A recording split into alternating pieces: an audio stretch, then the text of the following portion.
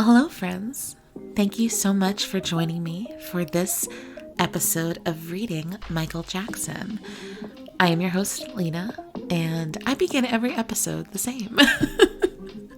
This is something I have realized the more I've recorded these, but it just makes life much easier for me. Intros and outros can be a little awkward. Despite having editing control, they can be a little awkward. Needless to say, I am so happy to be back here today to continue our discussion of Dancing the Dream. In the previous episode, I made a comment about something that I do want to correct before I get into today's episode. It'll be very brief, but the previous episode, we were discussing David Nordahl, Michael's personal artist, and an interview that he had completed about Michael. And I said I wasn't sure of the date. I think I had theorized 2007 to 2009, somewhere in there. Well, looked at it again, and it very clearly states that it was after Michael died. So I'm not sure why I missed that somehow when I was reading it last, but I did. So I wanted to mention that. If you are seeking it out, I should have linked it in the previous show notes, but if you were seeking it out, please know it was 2009. I feel the need to correct it because I know that as a major Michael fan, I would be seeking it out by now, and I would be annoyed if I could not find it or I wasn't sure if it was the right thing. So hopefully that will help. Otherwise, I would like to get right into this week's episode with an essay I'm actually quite excited to explore. Now, the last few weeks we have read, I think, primarily poems, not necessarily longer pieces. This week is a little different. This week we are reading an essay, and this week it is a little bit longer. It's about 2 solid pages. So not long by essay standards, but long for what we've read so far. This is a piece that offhand I don't remember a lot of details about it, but I do remember that at one point early on in my fandom, when I was evangelizing and sharing my love of Michael with everyone around me, I think I took some pictures of the pages of this essay and sent it to my father because I was like, Michael Jackson's so wonderful, read this. Which, I mean, I have no idea if he did. But I remember that this is one I really loved.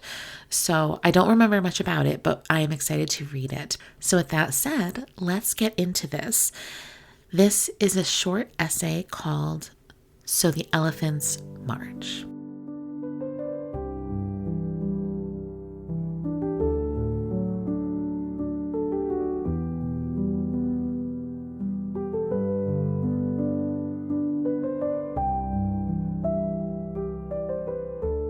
So the Elephants March. A curious fact about elephants is this. In order to survive, they mustn't fall down. Every other animal can stumble and get back up again, but an elephant always stands up, even to sleep. If one of the herd slips and falls, it is helpless. It lies on its side, a prisoner of its own weight. Although the other elephants will press close around it in distress and try to lift it up again, there isn't usually much they can do. With slow, heaving breaths, the fallen elephant dies. The others stand vigil, then slowly move on. This is what I learned from nature books, but I wonder if they are right. Isn't there another reason elephants can't fall down? Perhaps they have decided not to. Not to fall down is their mission. As the wisest and most patient of animals, they made a pact. I imagine it was eons ago, when the ice ages were ending. Moving in great herds across the face of the earth, the elephants first spied tiny men prowling the tall grasses with their flint spears. What fear and anger this creature has, the elephants thought. But he is going to inherit the earth. We are wise enough to see that. Let us set an example for him. Then the elephants put their grizzled heads together and pondered. What kind of example could they show to man? They could show him that their power was much greater than his, for that was certainly true. They could display their anger before him, which was terrible enough to uproot whole forests. Or they could lord it over man through fear, trampling his fields and crushing his huts. In moments of great frustration, wild elephants will do all of these things, but as a group, putting their heads together, they decided that man would learn best from a kinder message. Let us show him our reverence for life, they said. And from that day on, elephants have been silent, patient, peaceful creatures. They let men ride them and harness them like slaves. They permit children to laugh at their tricks in the circus, exiled from their great African plains where they once lived as lords. But the elephants' most important message is in their movement. For they know that to live is to move.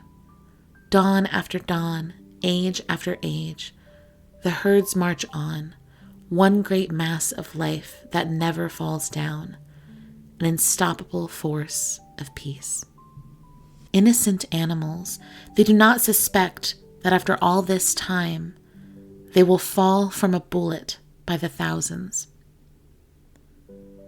They will lie in the dust, mutilated by our shameless greed.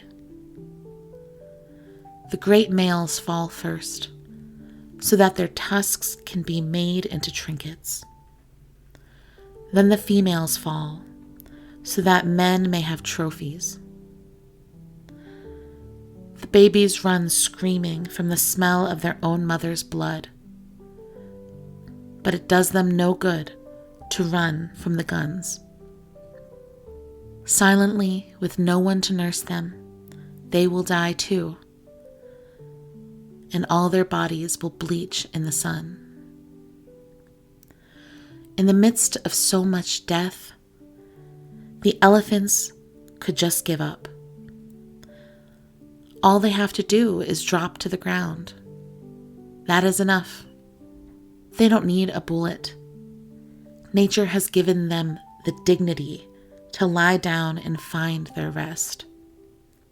But they remember their ancient pact and their pledge to us, which is sacred. So the elephants march on, and every thread beats out words in the dust. Watch, learn, love. Watch, learn, love. Can you hear them? One day in shame, the ghosts of 10,000 lords of the plains will say, "We do not hate you. Don't you see at last? We were willing to fall so that you, dear small ones, will never fall again."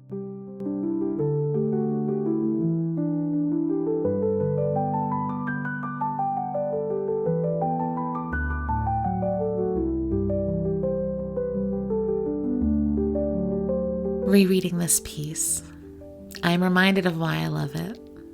I love when Michael writes about animals in nature. And I love it not only because I love animals and nature,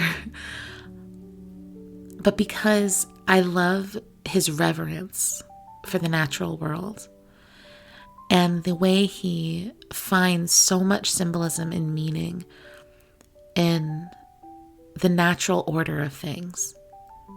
Even the nature of, these are the wisest animals, and yet they are not the ones that inherit the earth. The way he talks about humans needing to learn from them. It shows such an awareness of a kind of universal symbiosis, I think, with how we all interconnect. I mean, once again, it's spiritual, right? Like, the idea that all creatures, great and small, are relevant and necessary, and each play a role. I'm thinking about some of my own interests right now, just personally.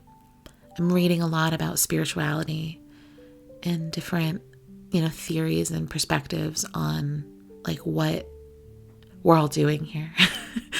As always, I'm always thinking about it. And anyway, I was listening to something a couple days ago that was talking about how we all, when we come here, we make the decision of what we're coming for. Like we know what we're signing up for, our spirits and our souls. And how we're trying to, as spiritual beings, have a human experience in order to learn. And I was thinking about how that sort of reminds me of this, when he talks about all of the elephants making a pact in their ancient times, eons ago, making a pact to live gently and as a kind of example for man.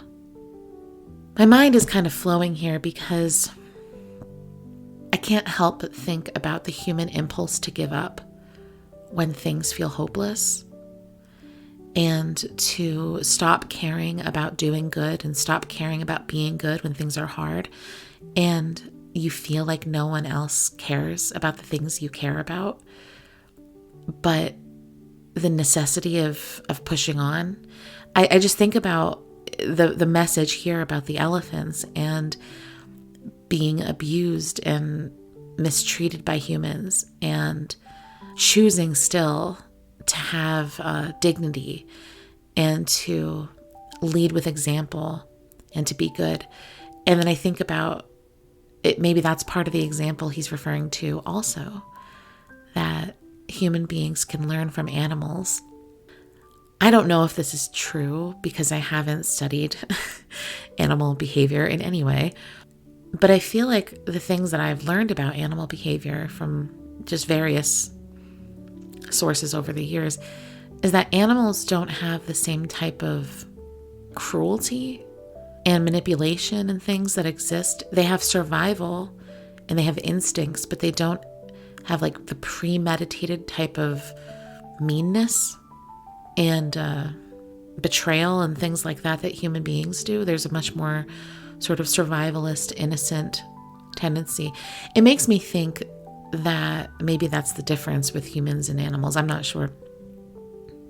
I'm also thinking about this story he tells. It's like a fable almost, where these elephants are fully aware of their position in the world, how they have more physical power and brute force, and they could do terrible things, but they could choose not to, and instead try to influence how they can.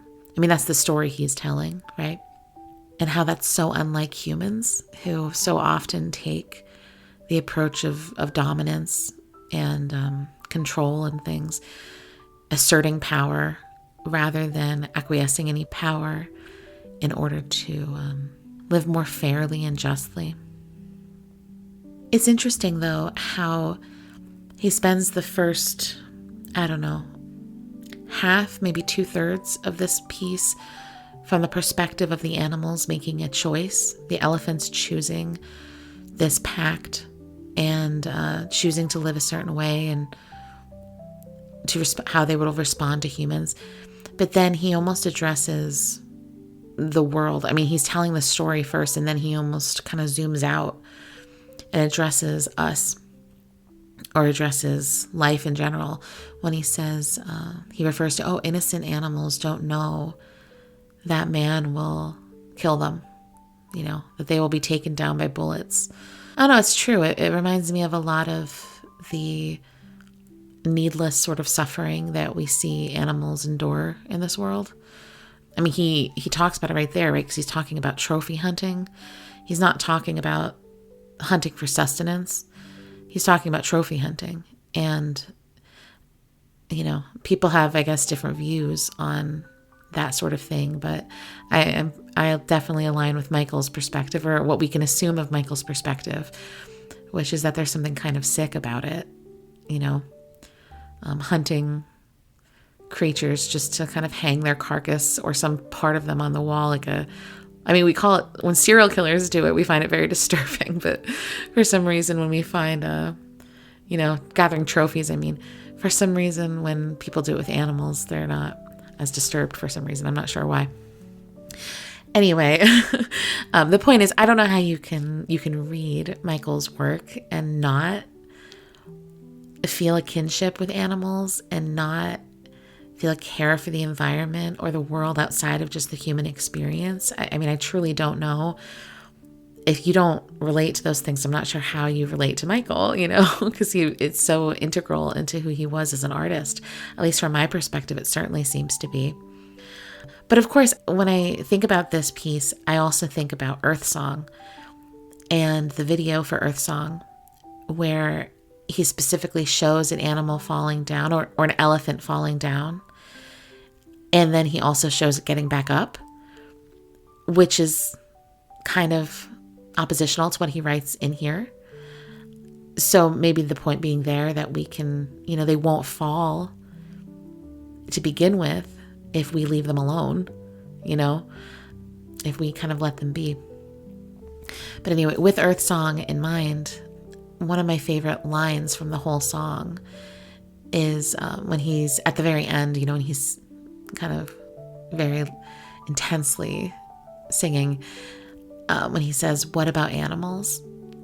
And it kills me when he says that. That makes me cry every time, because he sings it with such a passion and a rawness. And what about animals? We share the earth with them. Why do people not care about animals? What about animals? We have to advocate. We can't just, I don't know. It's just when he sings that part, I feel really overwhelmed by the whole message of the entire song and everything he was trying to convey with the video and all of that. Anyway, I love this piece because it once again is a beautiful reminder of how Michael seemed to live his life kind of in awe of what was around him and looking to the world around him for answers, seeking meaning in the life which surrounded him. Earlier tonight, actually, just for fun, I don't know why, I watched the 1983 Hayvenhurst interview he does. It's so fun. It's one of my favorite interviews to watch, honestly, because he's so young and just funny and adorable and just, I love it.